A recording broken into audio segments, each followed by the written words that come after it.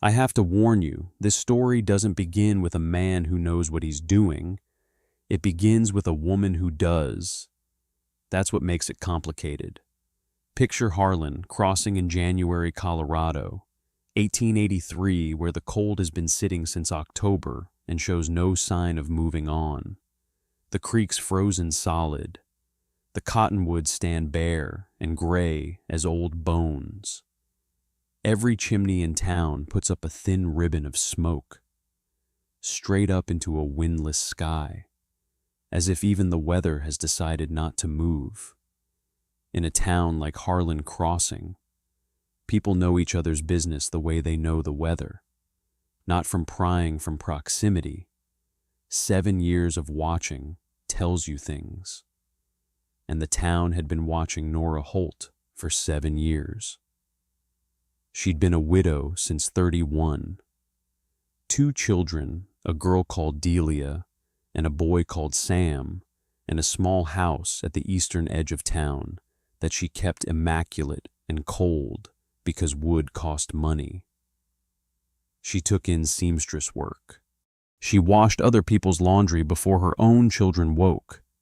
In November, when Reverend Aldrich offered firewood to every family in the congregation, she declined with a politeness so complete it closed the door before he'd finished offering. She refused the dry goods credit that Heller's store extended to every household after the first hard frost. She declined Mrs. Gentry's Tuesday suppers 3 times, running each refusal a brief, gracious note that never once explained why. The town had theories. Some said Edmund Holt had left debts that still burned in her. Some said it was simple pride. Some said she'd been raised that way, her own mother had been the same kind of woman. The kind who carries everything herself until the carrying shows up as a permanent lean in the spine. What the town saw, if anyone was up early enough, was Nora Holt at her wash basin before dawn. Hands moving in near-frozen water because heating it cost time she didn't have. Her hands were red and cracked at the knuckles. The skin split in the cold. She never wrapped them. She'd set her face long ago into the expression of a woman who has decided pain is just weather, something you move through, not something you mention to anyone. Her daughter Delia slept with the stillness of a child who has learned to take up as little space as possible. 9 years old and already keeping accounts. She rose without being called and helped with the younger one before the first gray light reached the windows. Sam slept the other way, arms flung wide, trusting the world completely. He carried things everywhere: a smooth stone, a good stick, a short length of pine he'd found in the yard and named Wren.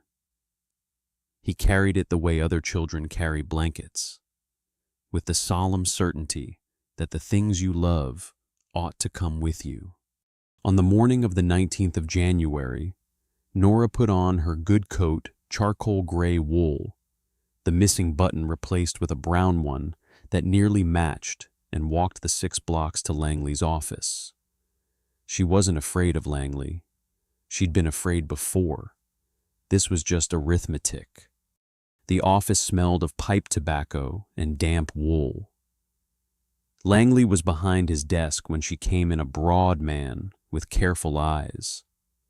The posture of someone who has delivered bad news so many times he has stopped trying to look sorry about it. Mrs. Holt. He didn't stand. I expect you know what I'm about to say. I expect I do. She laid what she had on the desk, $6.40. That's most of it. I'll have the remainder by the end of the month. I have a commission finishing Thursday. Langley looked at the money, then at her. He didn't touch it yet. The agreement was the 1st of the month, ma'am. I know the agreement. She kept her hands folded in front of her. The cold had made the splits on her knuckles worse. She did not look at them. She didn't hear the door open behind her.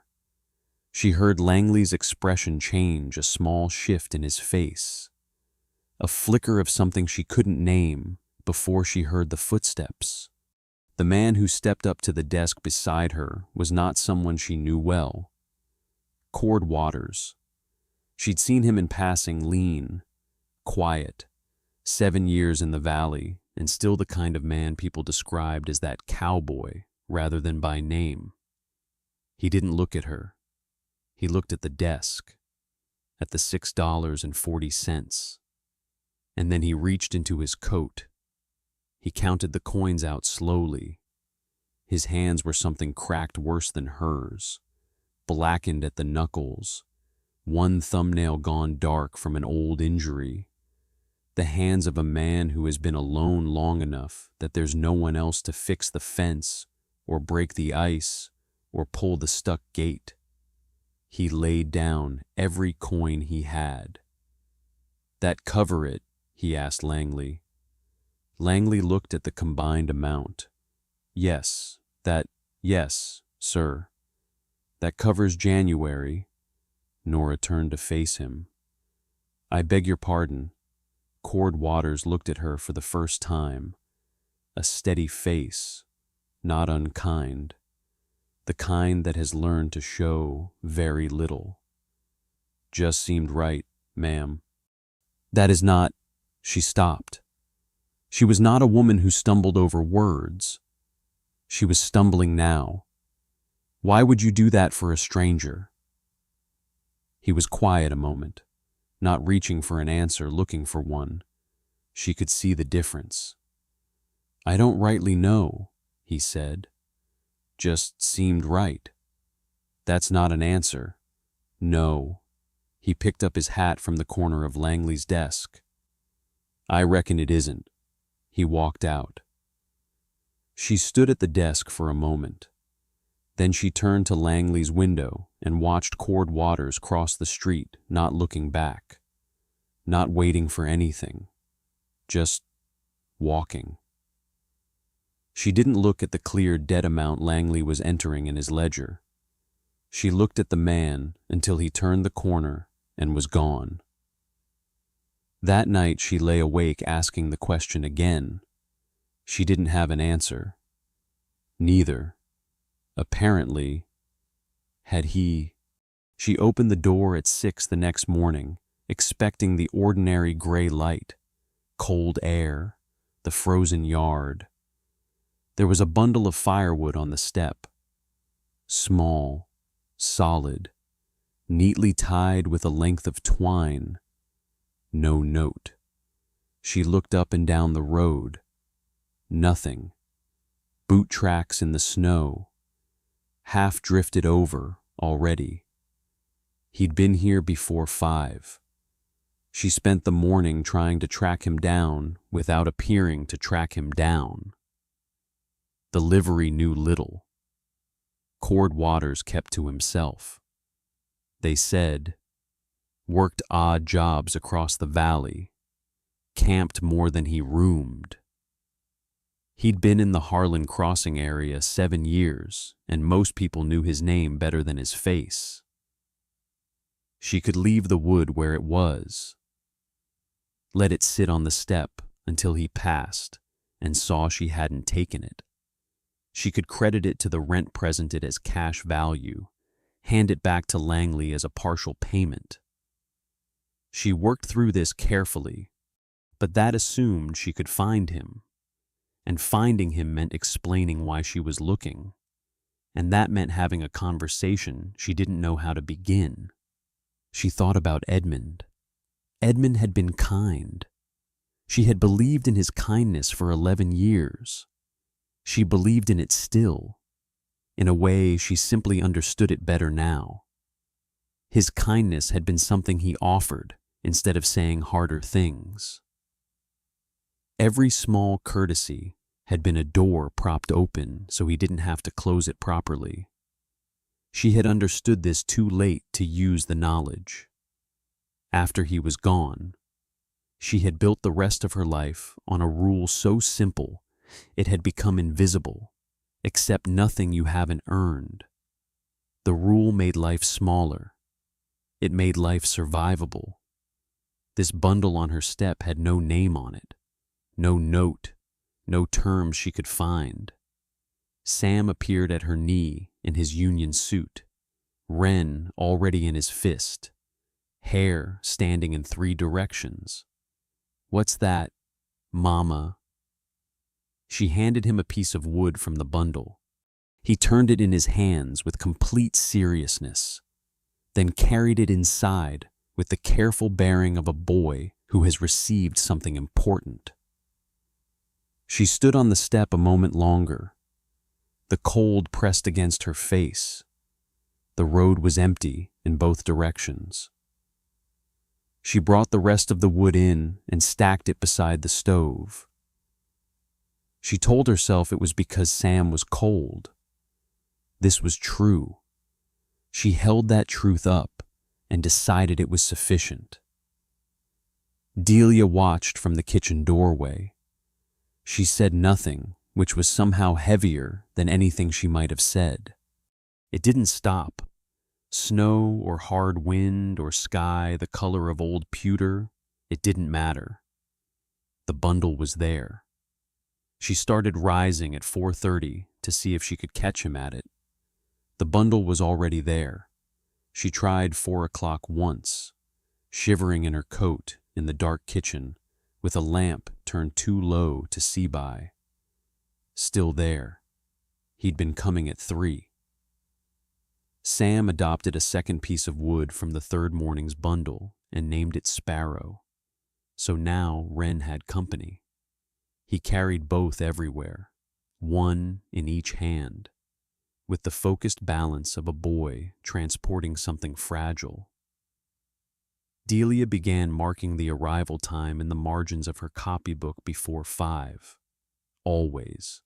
Usually closer to 3:30. She would not explain why she was keeping this record, and Nora did not ask, because asking would have required acknowledging that she'd noticed, and acknowledging meant having a feeling about it, and she wasn't ready to sort out what that feeling was. In town, she and Cord Waters crossed paths twice in the same week. Both times he tipped his hat and kept walking. Both times she nodded and looked away first. The second time, she noticed Mrs. Fenton watching from the millinery window with the alert attention of a woman filing information. Mrs. Gentry came to call on a Friday. Solid woman, 60 years in this territory. Respected the way a stone wall is respected, not because it's beautiful, but because it has stood through weather that brought down prettier things. She sat at Nora's table and said what she'd come to say without circling it. "I've been watching what's happening, and I don't want you getting confused about it. I'm not confused about anything. Cowboys don't stay. Nora, I've seen it enough times to say that plainly. They do something because it suits them in the moment. When the moment shifts, so do they." She set her cup down with quiet certainty. "You've built something real here. Don't let sentiment undo it." "I'm not sentimental," Nora said. She meant it. She was entirely sure she meant it. That night, she moved her lamp to the floor beside the door and sat in the dark kitchen at 3:30, coat over her nightclothes. The cold coming through the door frame in a thin, steady draft. The house breathed around her. The fire had settled to coals. At 10 past the hour, a shape came along the frozen road, Cord Waters, moving quietly, carrying the bundle with both hands. He set it on the step with the careful deliberateness of a man not wanting to wake the house, straightened, looked at the road, walked on. She let out a long, slow breath. She didn't open the door. She watched him walk away until the darkness folded around him, and there was nothing left to watch. She sat with that for a long time before she went back to bed.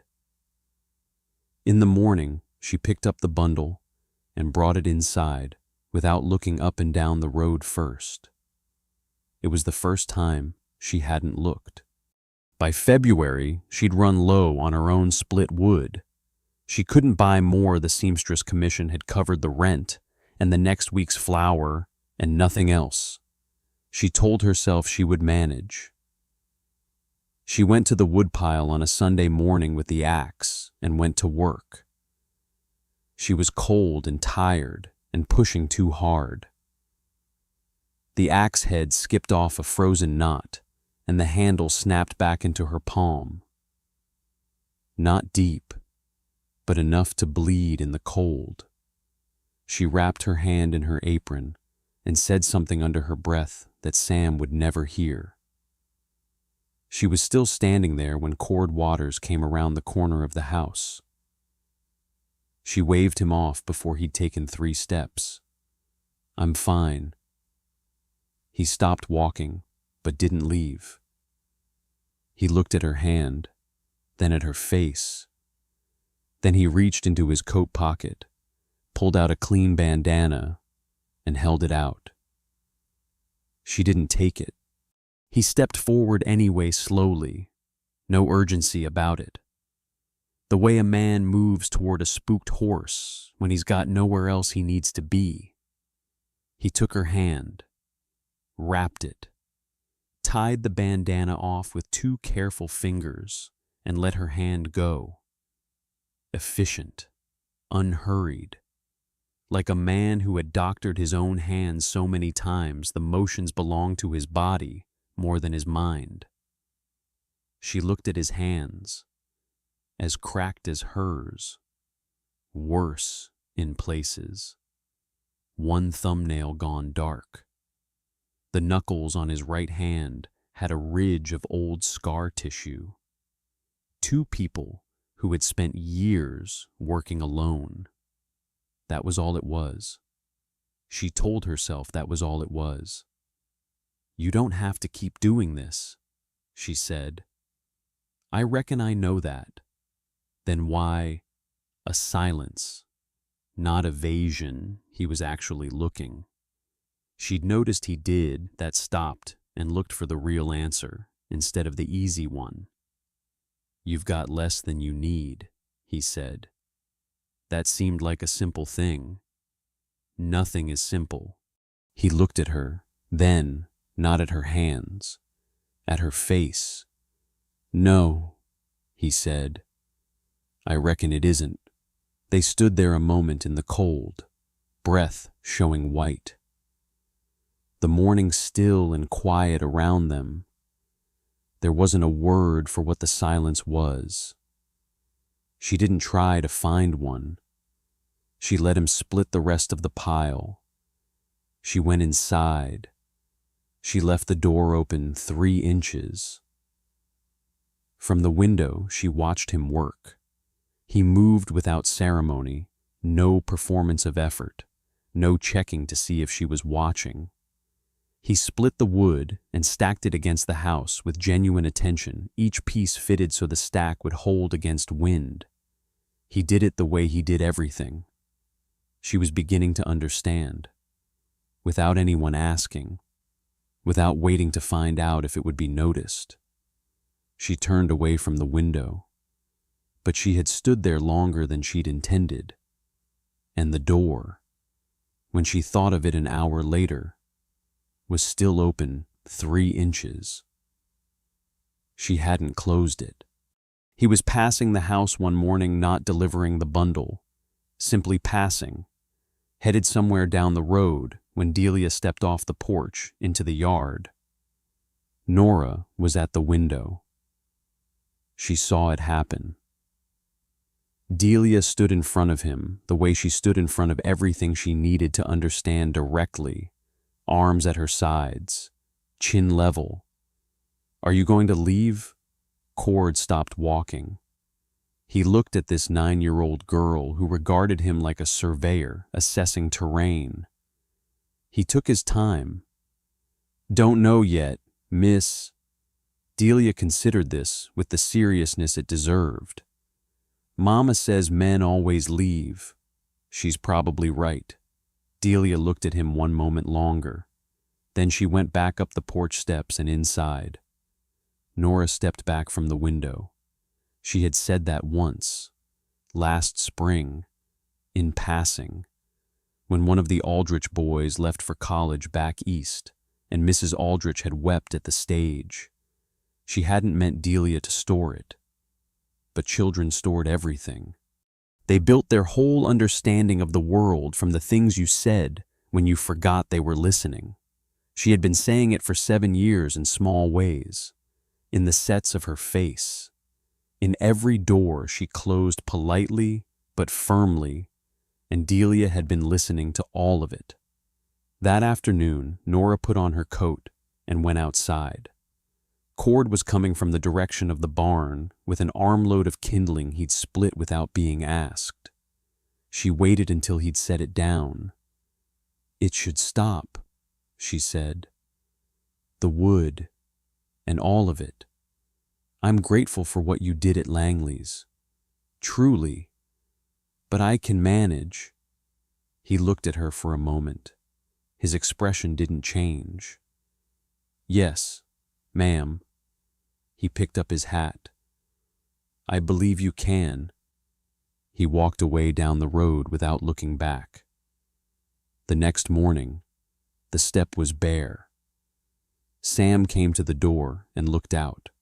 He stood there for a long time, wren and sparrow both in his hands, held slightly out from his body the way he held them when he was working something out. He didn't ask where the wood was. He just stood there, looking at the empty step. Delia watched Nora's face from across the kitchen. Nora turned away and went back to the wash basin. The water was cold. Her hands moved in it without purpose. After a moment, she realized she'd been standing at the same spot for 2 full minutes. The cloth still in her hands, not washing anything. The empty step felt like a word she hadn't expected to hear. The kind that stays in the air after a conversation ends and rearranges everything around it. Langley came on a Tuesday. He was apologetic, which made it worse than if he hadn't been. He sat at her table and explained, as if she didn't know her own arithmetic, that she was $11 short for February. He gave her until the end of the week. He was not an unkind man. He also had accounts of his own to keep.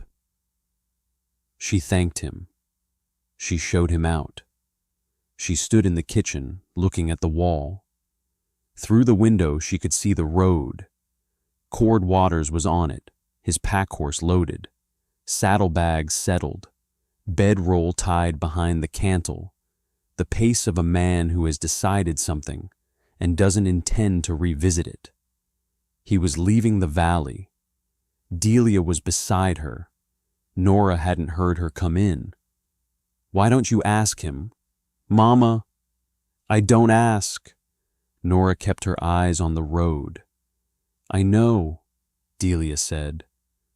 A pause, the length of a breath. "You never ask, 9 years old."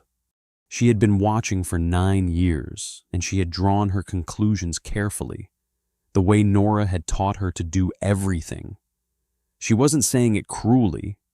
She was simply reporting what she had observed over the course of her entire life. Nora looked at her daughter's face, the watchful eyes, the composed mouth, the small person who had learned to take up as little space as possible, who marked arrival times in the margins of her copybook because asking directly wasn't something they did in this house. She looked at the road. Cord was 200 yards out. She put on her coat. She opened the door. The cold hit her full in the face. She stepped off the porch and walked into the yard, and she called out across the snow, "Mr. Waters!" He stopped. His back was to her. She watched his shoulders settle, not stiffen, settle, like a man setting something down he'd been carrying without noticing. He turned. She had crossed half the distance without meaning to. She stopped 15 feet from him. The road was empty in both directions.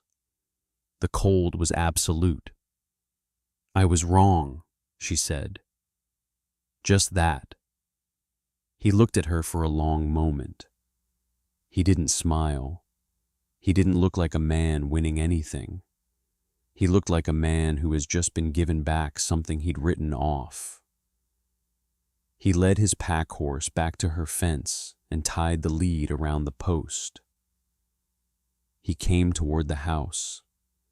She was still standing in the yard, hands at her sides, the cold making her eyes sting. She would not call it anything other than cold. "You sure?" he said. "No," she said. "But I asked." He nodded once. They went inside. That night the temperature dropped 15 degrees, and Sam woke at midnight burning with fever. He was already awake when she came out of Sam's room. She hadn't gone to tell him she'd gone for the water basin, and there he was in the kitchen, building the fire up without being asked, moving quietly in the dark house with the ease of a man who has done necessary things alone in the dark for a long time. "How bad?" he said. 104. She kept her voice level. She was very good at keeping her voice level. "I'll get more wood." He went out into the cold in his shirt sleeves. She didn't ask him to. She didn't tell him not to. That was how the night went. They moved through the small house like people who had been doing this together for years, no directions given, no steps negotiated. She held Sam when the child needed holding. Cord kept the fire and the water warm. When Sam's thirst spiked, she had warm broth ready without having planned it consciously.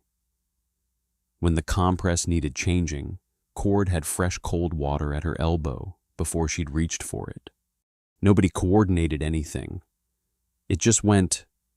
Around 2 in the morning, Sam slipped into a lighter, easier sleep. His breathing steadied. Nora sat on the edge of his cot with her hand on his chest, feeling the small rise and fall of it. The fire had settled into a low, amber glow. Cord sat in the chair by the window, awake, quiet, watching. She was watching Sam's face. She was very tired. She didn't fully notice when her head came to rest against Cord's shoulder. Not a decision, just a body running out of room to hold itself upright any longer. When she surfaced, gray light was coming through the window. Sam was breathing slow and easy. Cord had not moved. "I'm sorry. Don't." Quiet, certain, just rest. She looked at him. She thought about straightening her back, standing, going to put water on for coffee, doing the dozen things she'd do if she were alone. She sat back. She rested, for the first time in years. She rested because someone told her to. At dawn, Sam's fever broke. He opened his eyes and announced he was hungry, which was the best thing Nora had heard in 2 days. She pressed her face into his hair and held it there. When she looked up, Cord was watching her with an expression she'd finally found a name for. Not pity, not want. Recognition the particular look of someone who has been paying attention for long enough to see the thing you've stopped seeing in yourself. She looked at his hands resting on his knees. She reached out and took them in both of hers, not examining, not nursing, just holding. "I don't know how to stop managing everything," she said.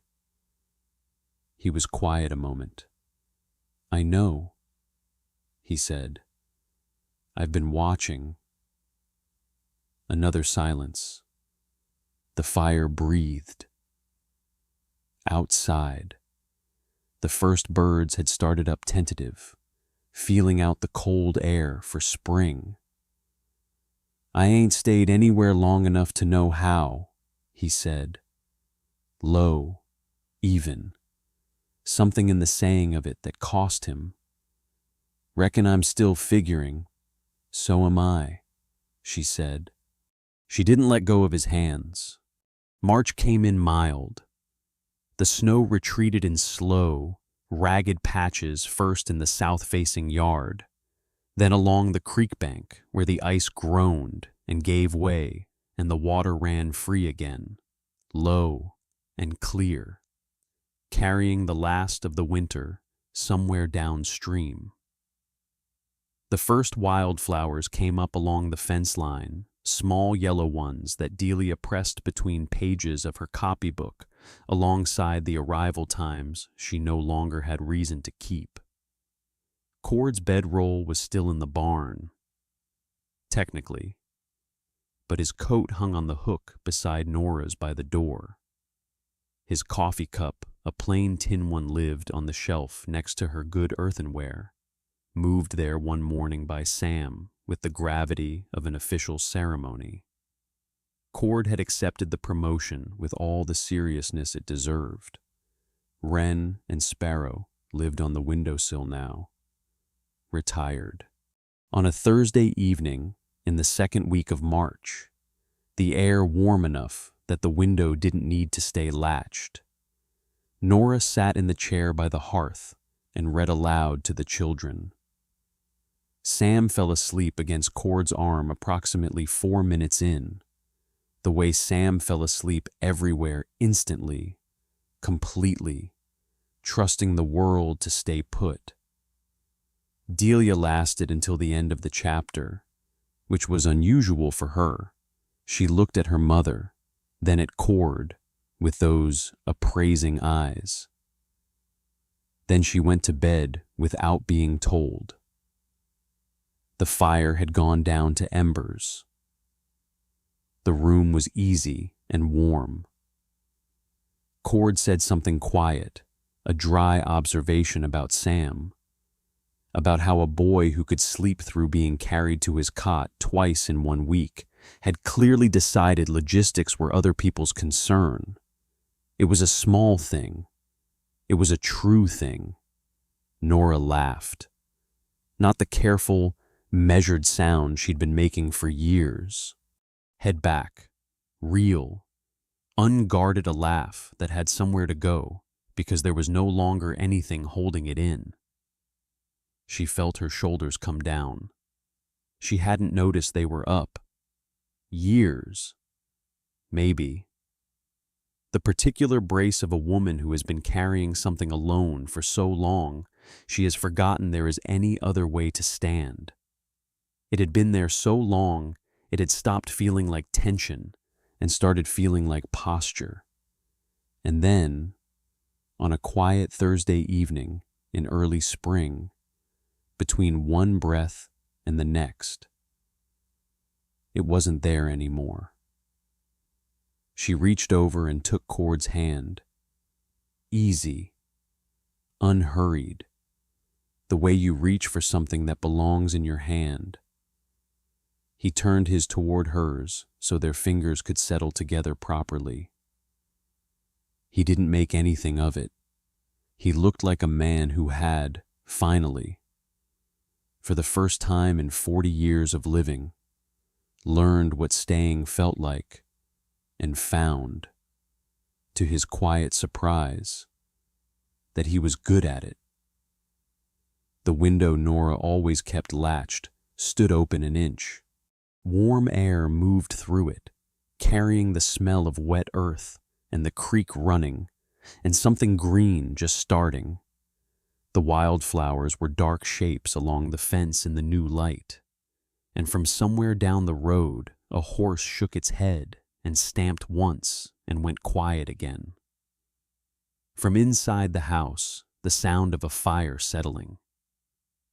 And then laughter, the kind that belongs to people who have earned a reason for it. The valley whispered about that winter for years. They talked about the cowboy who paid a widow's rent with his last $4. They talked about the firewood that appeared every morning before anyone was awake. And the question nobody could quite answer. They talked about the night of the fever and what Delia Holt told her schoolmates the following Monday in the particular matter-of-fact voice she used for important information. What they missed, what people almost always miss, is what came after. Nora Holt stopped sacrificing herself into smaller and smaller pieces. She stopped carrying everything at the precise angle required to show no one she was carrying it. She just lived, laughed when something was funny, rested when she was tired, let someone else keep the fire once in a while. It turned out that was enough, more than enough, for both of them. Maybe you've never stood in a valley in January watching a man walk away down a road and told yourself the cold was the only reason your eyes were stinging. Maybe you've never kept the firewood and told yourself it was simple arithmetic. But maybe somewhere, sometime you've been the person who decided that accepting kindness was weakness, who rebuilt yourself around refusal so thoroughly that refusing became who you were. If you have, then you know what it cost Nora Holt to call his name across the snow. You know exactly how much that took.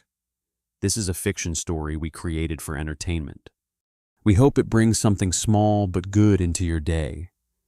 Thanks for staying with us till the end.